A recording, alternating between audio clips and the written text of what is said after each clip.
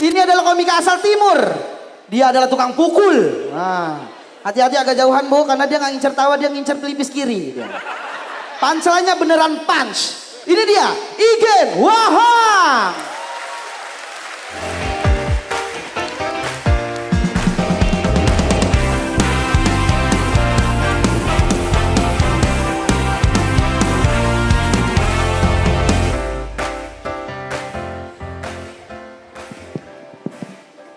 Cek. Selamat malam semua. Orang timur tampil setelah polisi.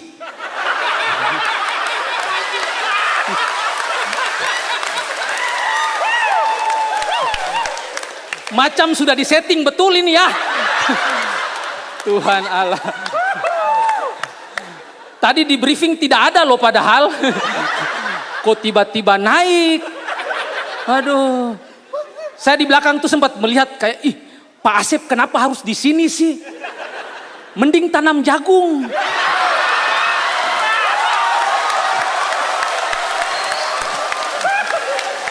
Bercanda ya Pak, bercanda. Tapi keren tahu itu, biar petani-petani aman. Ya kan dengan hadirnya polisi. Apalagi kan tadi Pak Asep sudah bilang, polisi itu kan kerjanya sering sekali dijalankan begini-begini kan. Kebayang gak kalau mereka ditaruh di sawah? Burung tidak berani turun. Sekali lagi bercanda ya Pak ya. Saya takut juga, serius takut. Bapak tua saya lihat di belakang sudah mulai rogo-rogo. Saya bilang, ih bahaya ini. Bahaya. Aduh intermezzo saja ini. Tapi rame sekali ini ya. Sampai pindah venue. Memang acara stand up kalau gratis tuh rame. Rame orang. Tahu begini kan mending ada tiket berbayar ya. Biar penampil juga dibayar gitu. Saya ralat sedikit tadi yang dibilang sapi itu. Sebetulnya kami tidak dibayar di sini. Dibayar pakai kaos katanya.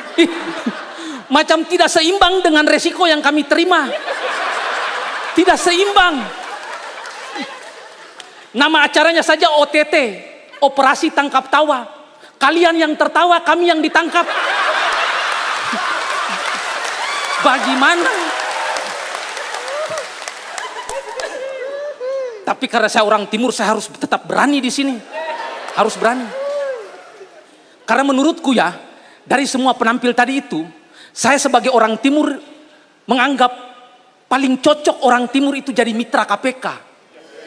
Paling cocok di bagian perampasan aset.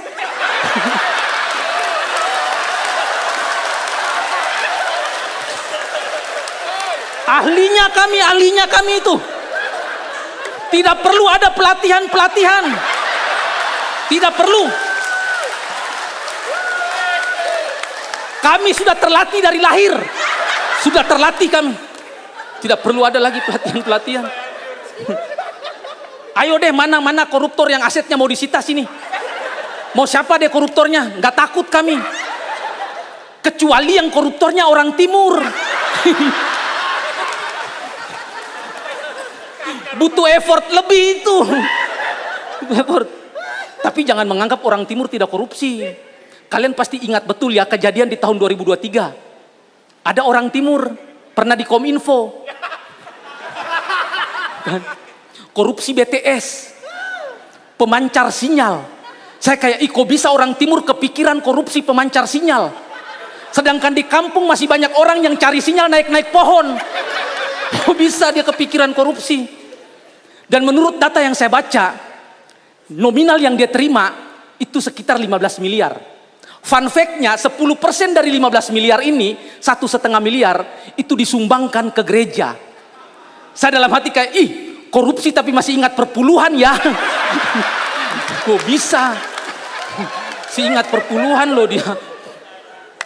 Tapi menurutku ya, cara kita menduga pejabat ini korupsi atau tidak tuh gampang tahu. Lihat gaya hidup pasangannya deh.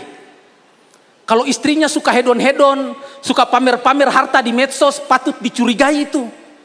Tapi kalau istrinya hidup sederhana, nah kayaknya punya selingkuhan ya. Selingkuhannya yang hedon.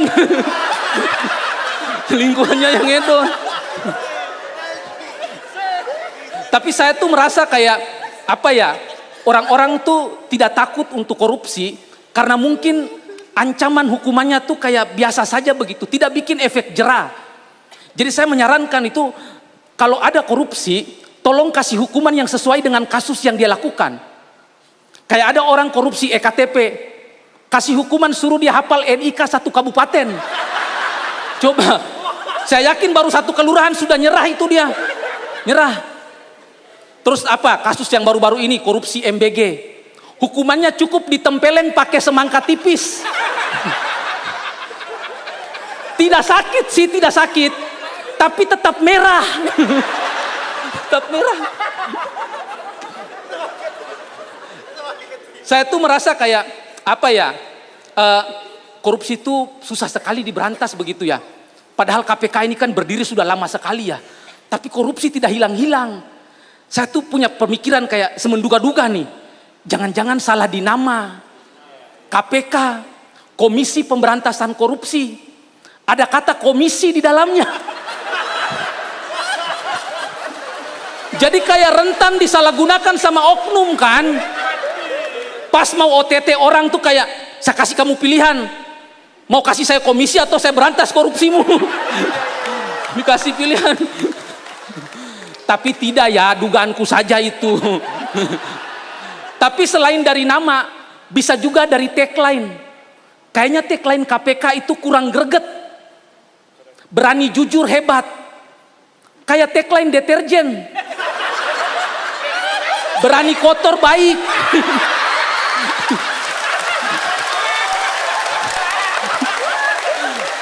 Kurang greget tahu. Iya kan? Masa orang jujur cuma dapat apresiasi hebat doang? Iya kan? Padahal jujur itu resikonya besar loh. Rawan diintimidasi orang-orang jujur tuh. Makanya coba kasih yang lebih greget, yang rewardnya tuh lebih keren begitu. Coba ganti gini deh, berani jujur diangkat jadi menteri. Iya kan?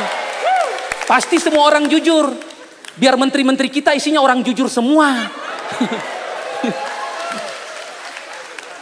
Tapi saya tuh konsen sekali bahwa korupsi memang harus kita berantas sama-sama. Bukan hanya tugas KPK tapi warga negara juga. Ayo kita sama-sama untuk bagaimana caranya meniadakan korupsi ini. Karena menurutku ya, korupsi itu nilainya tidak tanggung-tanggung. Kerugian negara besar sekali. Bagi yang masih ingat yang paling besar menurutku itu, di tahun 2024, korupsi timah. Ditaksir kerugian negaranya itu 271 triliun. Sebagai orang timur saya merasa 271 triliun, kalau negara tidak merugi sebanyak itu, duit ini harus bisa dipakai untuk menyelamatkan pengangguran di NTT. Karena di tahun itu pengangguran NTT jumlahnya 107.000 orang. Dan UMR pada saat itu 2,1 juta. Artinya kalau 271 triliun ini kita kasih ke 107.000 pengangguran dengan standar UMR NTT 2,1 juta, kita bisa gaji mereka sampai 100 tahun. Itu artinya apa? Secara tidak langsung negara sudah mencegah 107.000 pengangguran di NTT untuk tidak ke Jakarta menjadi debt collector. Kebayang gak kalian hidup 100 tahun tidak ada debt collector? Istimewa sekali itu pasti kan. Kayak naik motor yang masih nunggak bisa sambil freestyle tuh. Terima kasih banyak, saya Igen Wang.